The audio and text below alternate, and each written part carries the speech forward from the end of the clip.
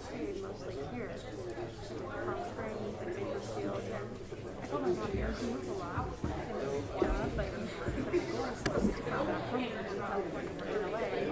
Then I came to work not only in LA, but I did the price for She's from here as well. Come stop. You know what? I think she's from Never seen her. I think she's from Rancho Cucamonga, something like that. Because Rob's from Rancho Cucamonga. Oh, she's from Upland. Oh, she's from Upland? Okay. Yeah. A couple of us. Yeah. And then Cheryl Heights. She's like, I knew she would. KMIR. But I got an offer from Hayes to study clients for cost. I'm not looking at it. So then when my contract ended, she got canned a month later. She was horrible. She was horrible. She came through like your station and she went to CNN. And she said the instructor in Palm Springs. Yeah. Like, I knew she was done here. I didn't know when I worked there, she family owned KMIR, and their granddaughter was Okay. and they were all their families.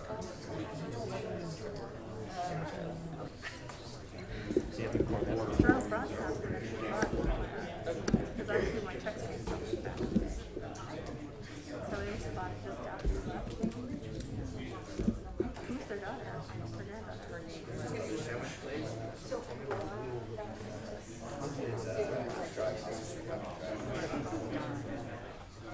Not Karen Devine. Several times.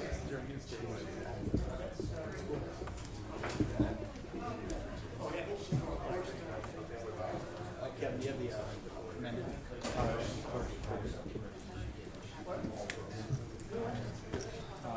We don't know.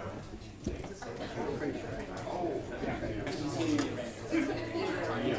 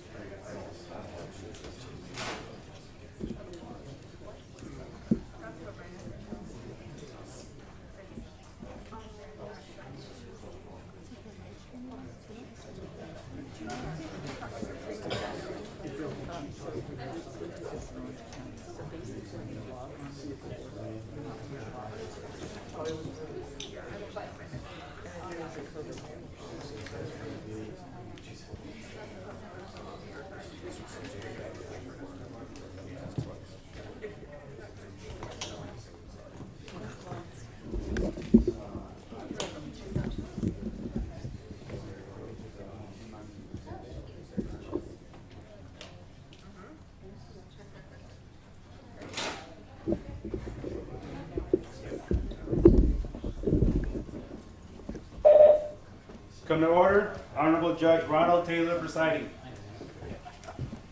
Good morning, ladies and gentlemen. Morning. At this time, the record will reflect the court's call in the case People's State of California versus Joseph Jimenez.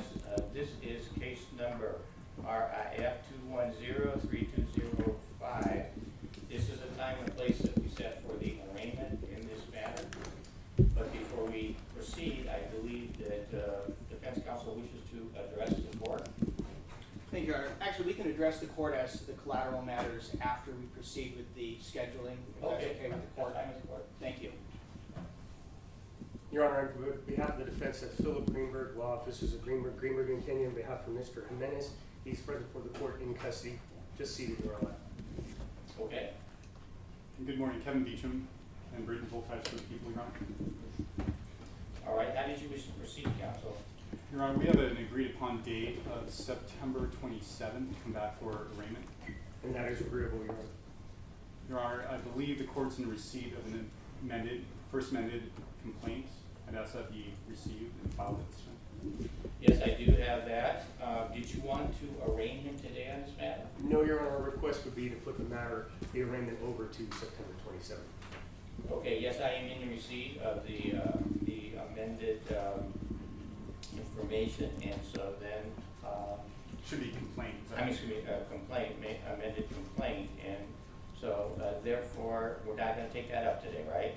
That's correct, Your Honor. Okay. And so we're gonna continue that to September 27th? Please, with the court's permission. Okay, and is your client gonna waive that time plus 10 court days for He the will, arraignment? Your Honor. Yes, okay. Maybe we also have a 60-day waiver as well. I think that would be a good idea, yes. Yes. Actually, he's not been arraigned yet, so we don't. Well, yeah, he still hasn't been arraigned yet. Yeah, we're fine, never mind. We're fine. Okay. All right, then I'll go ahead and continue the arraignment to the 27th of September. So go ahead and take that waiver of time. Yes, Mr. Jimenez, you have a right to have your, to be arraigned within 10 days of today's date, your first arraignment in court. Would you agree your arraignment will be timely if held within 10 court days of September 27th? Yes. And I join, Your Honor? Okay. Then let's take up these collateral matters, which we've discussed on the record before we came into court. I think Mr. King would like to address the court, Your Honor. Thank you, Your Honor. Proceed, Mr. Kenyon. Thank you, Your Honor. The first thing we want to take up is the very disturbing news we heard about a totally unauthorized interview that took place of our client, Mr. Jimenez. The record should reflect that at no point did we authorize that, approve that, agree with that. In fact, we've been very clear about making no comments to the press or to anyone in this case. Mr. Jimenez has been represented by counsel, and representation letters have been sent to the DA, and they've certainly respected that. And as of Friday, the world knew we represented him. Nonetheless, apparently somebody went in and interviewed him, again, without our approval. Because of that, and because of the obviously very serious and sensitive nature of this case, we would request that the court approve an order we're going to propose and send to both counsel and to the court later today over the next couple of days. And that order will essentially contain an instruction that nobody outside of the defense team or people previously approved by the defense team are to visit Mr. Jimenez, not to speak with him or contact him in any way, because of this, what we consider a very gross violation of his right to counsel and the interference this has caused with the entire process. Accordingly, we're going to submit that request. Of course, there'll be an exception for anybody related to the Sheriff's Department and law enforcement as it proves to jailhouse procedures, and likewise any of his mental health professionals or any medical professionals that are meeting with him related to his incarceration. Yes, the court would be indicating that it would sign such an order, and that is a serious violation of the attorney-client privilege. But I think it would be appropriate to issue that order, and the result would be that you would be approving any visits with your client prior to anyone going to see him. So I think that's a good idea, and yes, I will sign that order when you have it ready to go. Thank you, Your Honor. Okay. The next is more of a housekeeping order, and we're going to submit orders for the court, proposed orders, that we be permitted to have in-person visits with him, meaning non-video visits for our legal team related to our mental health, as well as our investigator and for the attorneys themselves. That request is hereby granted. Thank you, Your Honor. Okay. That is all at this time. And Mr. Beecham, I'm under the impression that you're going to raise some other additional matters. Yes, Your Honor. The people are requesting that the search warrants that have been previously provided to the court have been signed off by the court and retained by the court be sealed. This is an ongoing investigation. There are potential witnesses named in those documents, and at this time we're requesting that there be an order to seal those documents.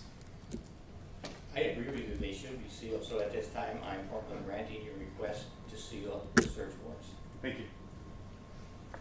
What else do we need to do today? I believe that's it as far as That's it. housekeeping matters. Okay. So now, I think we mentioned in our conference discussion in chambers, additionally, we may be submitting additional orders, subpoenas, and requests, possibly an order to show cause relating to the unfortunate incident and the unauthorized interview. And so we'll take that up at the right time. So thank you. Okay, anything else from the people? No, thank you very much. All right, well then I believe that concludes the matter today. Thank you very much. Stands in Thank you, Your Honor. recess. Thank you, Your Honor.